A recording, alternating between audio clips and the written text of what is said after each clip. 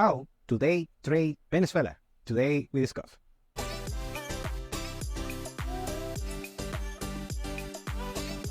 Welcome to Venezuela Insider, the only place in Venezuela for expats, digital nomads, entrepreneurs, investors, travelers, and related internationals. For more information, venezuelainsider.com. Today we are going to discuss how you can play out the difference between the narrative in Venezuela and what is actually going on in the country. Well, if you're a trader, you're going to love this video. Personally, I like trading. The thing is, trading doesn't love me back, and that's why I don't do day trading. I do, the old boring value investing thing because, I'm terrible in trading. I have to go into dollar cost average and things like that. Well, anyway, shout out to you, to traders watching this. Actually, a few of my clients are traders for themselves, and actually they are successful ones. Good for them. And shout out to you, by the way, if you're watching this. Well, anyway, and today we are going to discuss the possibility of day trading Venezuela. Now, the first thing that I have to be perfectly clear is that in Venezuela, there is not a possibility that with a lazy investing thing, like investing in a Vanguard ETF, something of that nature, or a bond, or well, actually on bonds, we're going to cover that. Or, a meme coin, a meme stock, like GameStop and AMC or Nvidia, or, well, Nvidia is not a meme stock, but you know the point. Or, speculative altcoin like Dogecoin, something like that. No, you don't have that possibility. You have to do the work, and it's going to be, something that is not only going to be expensive, but also it's going to be time consuming. The most important thing, if you want to day trade Venezuela, is knowledge and wisdom about how the country works compared to how your local country works. And here's the thing. You need information. Remember, one of my favorite movies is Wall Street with Michael Douglas. And I always remember this particular phrase: information is the best commodity. Valuable commodity I know of is information. Wouldn't you agree? Now, I'm not doing the inside trading here in Venezuela, by the way. That actually, I don't know if you can do it in the first place. We don't have an SEC, by the way, so on that particular regard, you're going to be fine. However, the opportunity here in Venezuela is actually leveraging in some sort of way the difference between the narrative and the actual situation, the actual reality, and the potential of the country, because the potential is there. I explained this many times, and actually my clients that have already been in the country, I have a few clients that, they visited Venezuela for the first time just on this year, and they are saying, the first thing they say to me is, thank God I'm still early on this thing. So basically, if you have a particular skill set, a particular know-how, regarding, of course, business, entrepreneurship, and that kind of thing, and you are good on that particular know-how, you, on the future, will have the opportunity to implement such particular know-how and, be profitable, because you're going to have less competition, you are entering a new market, and you are going to reap the benefits on the future. And that's the first thing. So if you are just a day trader and so you like to just scalp me, Venezuela might not be for you.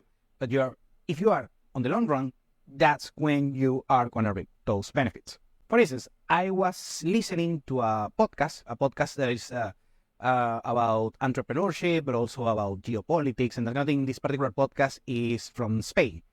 It's a Spaniard entrepreneur that actually a very cool podcast regarding, investing in geopolitics and that kind of thing. My cup of tea. Well, and he was interviewing another Spaniard, but this particular case, the guest, he's Spaniard, but he's also Venezuelan, so he lived in Venezuela first and then moved to Spain. And the first question about this particular, the host of the podcast is about Venezuela. And since he has this mindset about, Venezuela, socialism, that kind of thing, I thought that they're going to just rip the situation of Venezuela.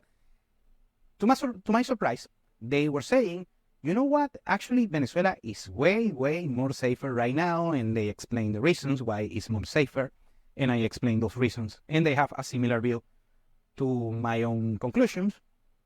It's a funny thing, and even the host of the show starts saying, you know what, you're right, Venezuela, not only that, Venezuela is very attractive because how the consumer behavior works, people are big spenders in Venezuela when they have money, of course. And even when they don't have money, they find out the money. So if you put a company or if you put a service or that kind of thing, you can make money in Venezuela. So on the future, and I was, God, please just stop. You are giving up the game. I want Venezuela to be a good kept secret for now, a hidden gem for now. But the narrative is starting to catching up just, a little bit compared to the actual situation. Into one of the Trump's rallies for the campaign, and something that Trump keeps saying is that Venezuela is 70% safer. Venezuela is 70% safer. We already addressed that particular issue. And also Trump mentioning something on the convention, the Republican convention, that, United States is getting very insecure, a lot of crime, and Venezuela is 70% more safer. So maybe if the Democrats win the presidency, the next Republican convention, we should do it in Caracas. I mean, it was a funny thing, though. Please, shut up, Trump.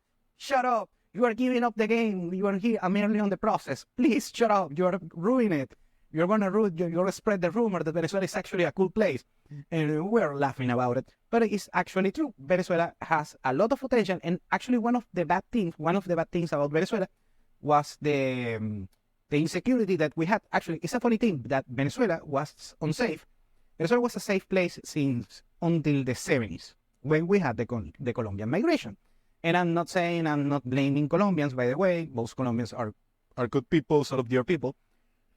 But some Colombians, of course, the bad things. And afterwards, and also because, Colombia had the guerrilla and also the drug cartels and that kind of thing. And basically they start, sending those things also to Venezuela. And that's one of the reasons that afterwards, since the 70s, until last decade, Venezuela was a very, let's say, unsafe place. A lot of, petty crime, that kind of thing.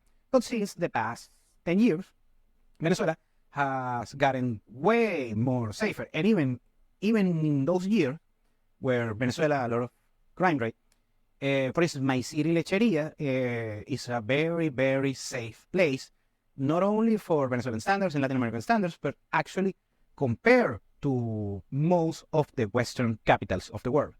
But safety is not only the reason why Venezuela is attractive for the future.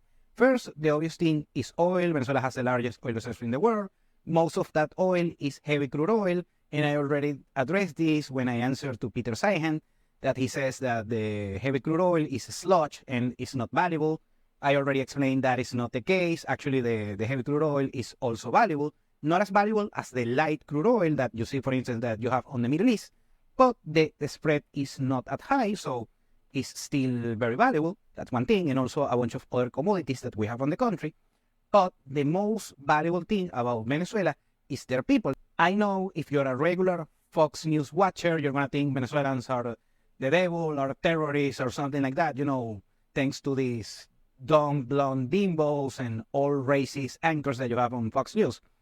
Anyways, but they are mistaken, like most of the Western media. And that's a good thing, by the way, because they are, hindering keeping a secret Venezuela a little bit. So the most valuable thing about Venezuela is the scenery, the people. First, the people here in Venezuela are very friendly, very welcoming, and that creates scenery. It's very special compared to a cold place in Europe where you don't even are friends with your neighbors, something like that. In Venezuela, we know all of our neighbors and we are friends with them, with each other, and that kind of thing. And that special vibe that is intangible, has real economic value in order, to tourism, entertainment, and all of those good things. Also, Venezuela is a very cool country regarding tourism, especially ecotourism. If you're an eco guy, we have a bunch of jungle and mountains and national parks and that kind of thing. Please, if you're an ecotourism guy, knock yourself out here in Venezuela because we have a bunch of things to do. But the most important thing is that Venezuela still, with all of these dreadful crises that we had in the past decade, Venezuela is still developed for Latin American standards, because right now is when the rest of the countries in Latin America started to catch up. And of course, Venezuela is below places like Mexico and Argentina and Colombia and Ecuador, places like that. But the gap is not as great. So Venezuela will start taking off, and it's doing it since 2021, let's say, on GDP numbers at least, starting to catching up, and the next decade is going to be way, way better.